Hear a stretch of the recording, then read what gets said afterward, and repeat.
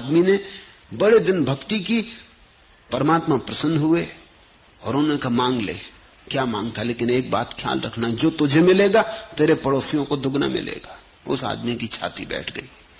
उसने कहा यह भी कोई वरदान हुआ? अरे अभिशाप कहो इसको। तो फिर मैं मांगूंगा कैसे?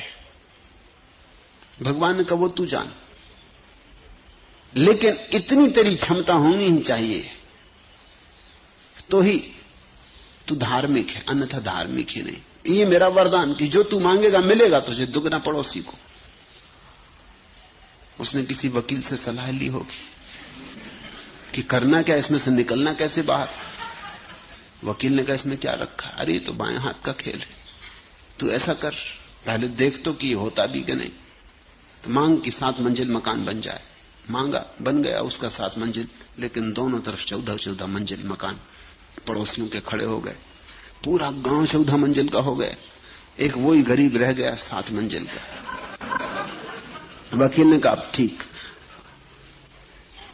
अब मांग कि हर मेरे घर के सामने एक कुआं खुद जाए, बड़ा कुआं। उसके घर के सामने एक कुआं खुद गया, पड़ोसियों के घर के सामने 2-2 कुएं खुद गए। उसने कहा मांग कि मेरी एक आंख फूट जाए। उसकी एक आंख फूट गई, पड़ोसियों की दोनों आंख फूट गई। वकील बड़ा होशियार रहा होगा, सुप्रीम कोर्ट का वकील रहा होगा।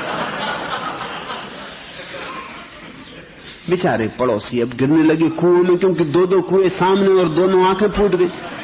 और 14-14 मंजिल के मकान, कोई मंजिल से गिर पड़ा, कोई सीढ़ियों से गिर पड़ा। लिफ्ट उस समय थी नहीं, और लिफ्ट भी होती तो क्या सार था, क्योंकि लिफ्ट चलाने वाले भी अंधे हो जाते। एक अकेला वही बचा, एक आंख वाला, उसकी प्रसन्नता का अंत नहीं। वो सम्राट की तरह घूमने लगा गांव में। एक वही था जो देख सकता था, हालांकि आधी देख सकता था अब, लेकिन उसका दुख नहीं था कि कनवा हो गया, एक आंख का हो गया। मजा ये था कि सबकी गई। ख्याल रखना, ऐसा व्यक्ति सन्यासी नहीं हो सकता।